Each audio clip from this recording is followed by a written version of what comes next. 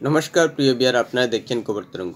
যাদবপুর বিশ্ববিদ্যালয়ের টেকনোলজি বিল্ডিংয়ের 3 নম্বর গেটের ওয়ালে আজাদ কাশ্মীর স্লোগান নিয়ে রীতিমতো বিতর্ক সৃষ্টি হয়েছে যাদবপুর বিশ্ববিদ্যালয়ে।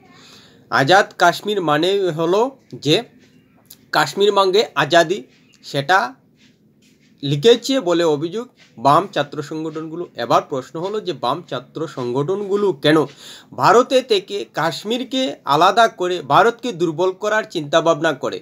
বাক স্বাধীনতার বলে কি তারা ভারতে বসবাস করেই ভারতকে দুর্বল করার চিন্তা করছে? এটাই পরিষ্কার হয়ে যাচ্ছে। এর আগেও যাদবপুর বিশ্ববিদ্যালয়ে এভাবে কাশ্মীরবঙ্গে আজাদি স্লোগান উঠেছিল এবং এবারও আজাদ কাশ্মীর ওয়ালে লেগেছে স্লোগান। প্রশ্ন হলো যে কাশ্মীর ভাগ হলে কি ভারত সবল হবে না দুর্বল হবে? নিশ্চিতভাবে দুর্বল হবে। তাহলে ভারতে বসবাস করে বাম দল, বাম ছাত্র সংগঠন কেন ভারতকে দুর্বল করতে চায়? কি তাদের উদ্দেশ্য? যে ভারতের সার্বভৌমত্বে হুমকি হয়, ভারতের রাষ্ট্রের অমঙ্গল হয়, সেই ধরনের কথাবার্তা তারা বলে। আর এ নিয়েই পশ্চিমবঙ্গ পুলিশ রাষ্ট্রদ্রোহের মামলা রুজু করেছে। এবার অবশ্যই আইনের পথে চলবে, কিন্তু বাম ছাত্র সংগঠনগুলোর বিরুদ্ধে যে অভিযোগ উঠছে কাশ্মীরের আজাদি স্লোগান তোলা নিয়ে, তাতে একটা বিষয় পরিষ্কার হয়ে গেছে যে বাম ছাত্র সংগঠন এবং বাম দলগুলো কোনোভাবেই ভারত শক্তিশালী হোক সেটা চায় না। চাইলে কোনো অবস্থায় রাষ্ট্রের বিরুদ্ধে যায় এ ধরনের স্লোগান দিত না বাক স্বাধীনতার নামে। প্রিয় বিয়ার, ভিডিওটা ভালো লাগলে সাবস্ক্রাইব করবেন, এতে আপনার ক্ষতি হবে না কিন্তু আমাদের উপকার করে দেবেন। বারবার প্রশ্নটা আসবে, যারাই ভারতে বসবাস করেন এবং ভারতের ভালো চান, ভারতের প্রতি নিয়ে টান রয়েছে, তারা কোনো অবস্থায় বাক স্বাধীনতার নামে আজাদ কাশ্মীর স্লোগান দেবেন না, আজাদ কাশ্মীর স্লোগান লিখবেন না। যাদবপুর বিশ্ববিদ্যালয়ে যারা লেখাপড়া করছেন নিশ্চিতভাবে ধরে নেওয়া যায় তা ভারতের মানুষ, বিভিন্ন প্রদেশের হতে পারে। যদিও আমরা এটা ধরেই নিতে পারি যে বেশিরভাগ ছাত্রই পশ্চিমবঙ্গের। তাহলে পশ্চিমবঙ্গের ছাত্রদের কাশ্মীর আজাদ করলে কী লাভ? পশ্চিমবঙ্গের ছাত্ররা কি কাশ্মীরের বাসিন্দা? নিশ্চিতই নয়। তাহলে কাশ্মীর আজাদ হলে তাদের কী লাভ? কাশ্মীর যদি আজাদ হয় তাহলে ভারত দুর্বল হবে, কারণ ভারতের ভূমি কমবে, ভারতের জনসংখ্যা কমবে, তাতে ভারত দুর্বল হবে। ভারতকে দুর্বল করে বাম ছাত্র সংগঠন এবং বাম দলগুলোর কী লাভ? তারা কি কাশ্মীরে শক্তিশালী হয়ে রয়েছে রাজনৈতিক দিক দিয়ে? নিশ্চিতই নয়। তাহলে তারা কেন এভাবে স্লোগান দিচ্ছে? কোনো একটা বিশেষ সম্প্রদায়কে খুশি করার জন্য?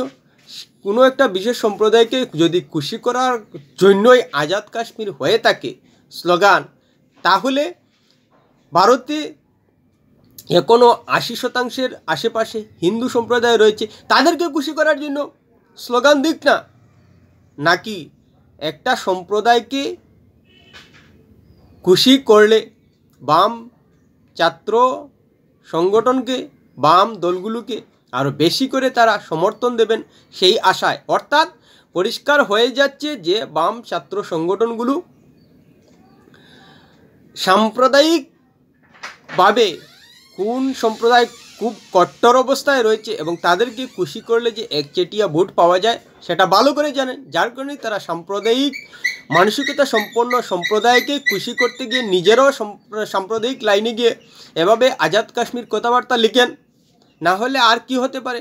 নাকি কাশ্মীর আজাদ হলে আকসাই চীনের মতো চীনের ভূমি কিছুটা হয়ে যেতে পারে, পড়ুককে চীনের সুবিধা করে দেওয়া, সেটাও হতে পারে, আশ্চর্য কিছু নেই।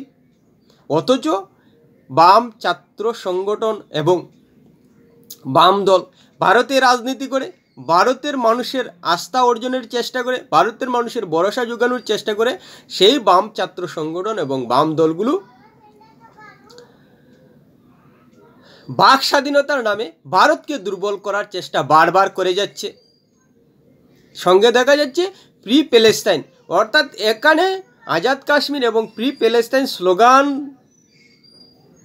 লিখায় একটা বিষয় পরিষ্কার হয়ে গেছে যে একটা সম্প্রদায়কে খুশি করতে গিয়েই এভাবে সাম্প্রদায়িক কথাবার্তা স্লোগান লিখেছে বাম ছাত্র সংগঠন। এটাকে কোনো অবস্থায় বাক স্বাধীনতার নামে অসাম্প্রদায়িক কথাবার্তা বলা যায় না। যদি কোনো সম্প্রদায়কে খুশি করার জন্য আজাদ কাশ্মীর প্রি প্যালেস্টাইন লেখে তাকে, তাহলে নিশ্চিতভাবে ধরে নেওয়া যায় প্রি প্যালেস্টাইন এবং আজাদ কাশ্মীর সাম্প্রদায়িক কথাবার্তা।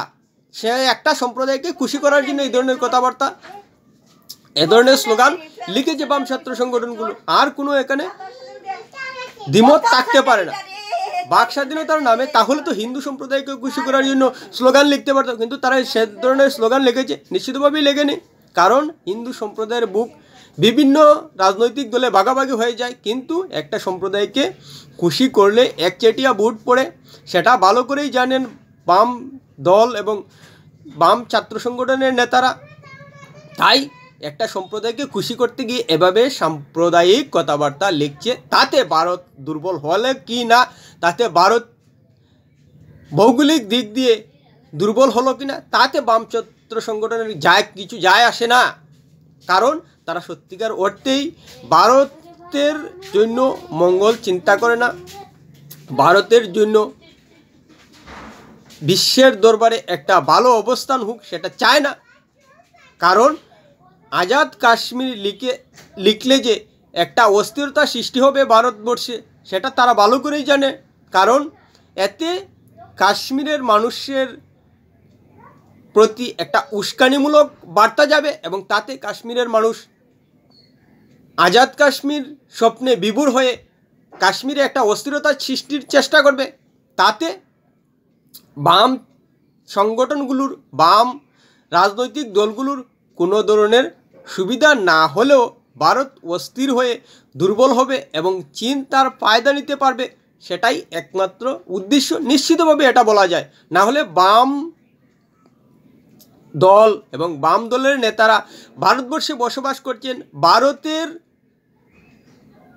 মধ্যে রাজনীতি করছেন, স্বাভাবিকভাবেই অন্যান্য সমস্ত রাজনৈতিক দলগুলো মত ভিন্ন হলেও ভারতের উন্নয়নের জন্য, ভারতকে শক্তিশালী করতে সবসময় চেষ্টা করে যান।